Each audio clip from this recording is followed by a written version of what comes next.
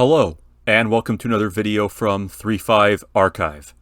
Today, we're going to be looking at a book that is not actually from D&D 3.5, but instead from D&D 3.0, and is the only supplemental monster manual to be published for 3rd edition, unless you count the Fiend folio. The Monster Manual 2 is over 20 years old now, and it contains a collection of monsters that embody the confluence of new and old styles of D&D, with monsters both epic and mundane, weird and terrifying, contrasted with friendly and folksy. It's hard to put into words what exactly makes the Monster Manual 2 special, but perhaps looking at the top 10 best monsters from the book will make some small attempt at capturing it. So let's look at the list. At number 10, we have the Neogi.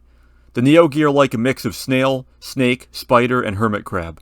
These savage, vicious creatures use mind control, which they themselves are immune to control their slaves. They aren't very strong, but their bite delivers a nasty poison that saps their target's wisdom score, making them more vulnerable to the Neogi's mind control. They have a particular affinity for umber hulks, which they take control of and often ride into battle. The oldest of the Neogi, the Great Old Masters, become mindless vermin in their advanced age, and are then incubators for the baby Neogi. A Great Old Master can spit out Neogi spawn in battle, but the Neogi are loath to allow them to be attacked at all. The Neogi make an easy villain for a group of characters, raiding settlements and taking slaves. Being a straightforward foe as well as flexible, and incorporating an existing monster in the umber hulks they keep as pets, that all comes together to give the Neogi their spot on this list. At number 9 we have the Blood Ape. These normally peaceful apes are very territorial, and when interlopers stray into their land, they are able to grow to double their normal size, after which they batter and slash their foes to death with their clawed fists. The book provides stats for the larger version of them, which is huge-sized. A group of these apes could make for a daunting encounter for characters traveling in the jungle, and legends of apes that grow in size to attack their foes sound simple enough to be believable. With an easy concept to them, the only difficult part of running these blood apes in a game is going to be keeping track of the regular and huge-sized versions of them. At number 8 we have the Tempest. These massive elementals resemble living storms and are composed of all 4 elements, containing whirling sand and dirt, wind, lightning, and rain. They are chaotic neutral, so they have little instinct but to spread pandemonium. They have the burn, drench, and whirlwind abilities from the respective elementals that compose them all at once. As for whether their drench ability puts out the fire started by their burn ability is unknown, although maybe that's part of the charm of this creature. This living storm can also cast lightning bolt at will to rain lightning strikes down on its foes. There isn't much else to the Tempest, but there really doesn't need to be. It leaves them open to many uses, from a random encounter along the open plains when a storm rolls in and turns out to have more to it with a living elemental spirit, or being summoned by some powerful entity to fight the characters, or some other sort of purpose to them. They have so many different uses, and the art evokes such a sense of wonder and mystery looking at it. It's one of the most realistic paintings from the Monster Manual 2, and all those factors put together give it its spot at number 8 on this list. At number 7 we have the Gravecrawler. These small, worm-like undead lurk in graveyards and are quite elusive, spending their time slowly embrittling the bones of the dead buried there. They don't seem threatening, but these little creatures are challenge rating 16, making them a threat for even legendary heroes. They have little in the way of armor class, but they have a calcifying aura that slowly forces living creatures nearby to save or lose constitution, until they eventually turn to stone, a fate which their constitution-draining bite helps along nicely. They can also burrow, speak with dead, and sense nearby creatures with tremor sense. Gravecrawlers are said to be challenge rating 16, but in reality, with a 17 armor class and only 162 hit points, a much lower level party could easily deal with one, albeit at the cost of a few constitution points. Its spell resistance of 30 will be a challenge, but it still could easily be overcome by a lower level party, giving them potential as a dangerous lone monster patrolling a graveyard the party is investigating. Possibly one as low as 8th level, but don't quote me on that. At level 6 we have the Ash Rat. Ash Rats are like dire rats, but embodied with flaming elemental energy. They feed on flame, and thus are drawn to it. Their smoldering bodies start fires anywhere flammable they go. They can also spit flame at nearby foes with a range of 10 feet, and they have a 20% miss chance due to the smoke that constantly billows from their tiny bodies. These pesky little rats make for an excellent foe to infest a dwarven forge, or a blacksmith shop, or a baker's oven even. They could fit well into any fire-themed dungeon, or even be a nuisance in a small town, and that's what gives them their spot on this list. Their flexibility is a small sort of monster that you can put in anywhere.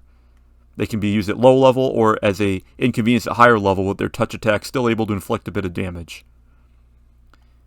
At number 5, we have the Rage Wind. These tiny tornadoes sweep a dozen or so old weapons around within them. They are undead, these ancient spirits of war-torn battlefields.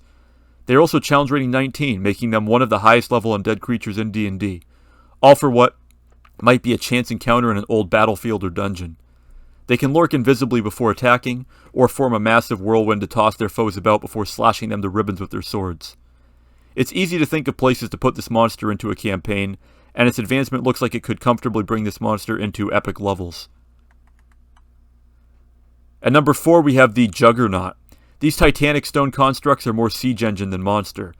Originally from the Tomb of Horrors as the Stone Juggernaut, this monster curiously does not seem to have the ability to turn at all.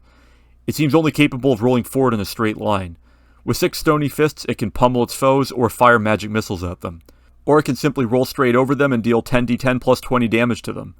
However it chooses to do it, this monster makes for a great high fantasy siege weapon to batter down the gates of even the greatest city of your setting. At number 3, we have the Fiend Worm. The highest challenge rating monster from the book, the Fiend Worm is challenge rating 28, putting it way beyond the level of the legendary Tarask, despite having less than half as many hit points at 348. However, what gives this creature its place in this list is the fact that it has a portal to the abyss within its stomach, leaving the creature in constant agony, which it takes out on the world around it in a constant destructive rampage. The creature can use a demonic belch, spewing forth random demons from its maw to attack its foes, and when killed, the portal collapses upon itself, potentially sucking nearby foes into the rift to the abyss.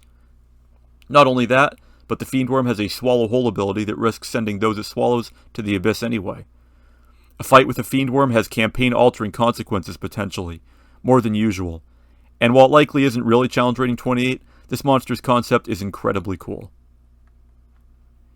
At number 2, we have the Phase Wasp. These 1.5 foot long insects build giant nests about 10 feet wide. They aren't just giant wasps though, as they can also shoot magic missiles from their stingers every 1d4 rounds, as well as being able to see invisible creatures.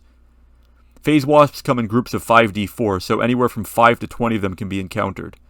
At challenge rating 2, a single one or a pair can be a good encounter for low-level characters on the road, while a full swarm of them can be a good encounter for mid-level characters. Magic missiles always hit, so these wasps will be a nuisance for characters of all levels.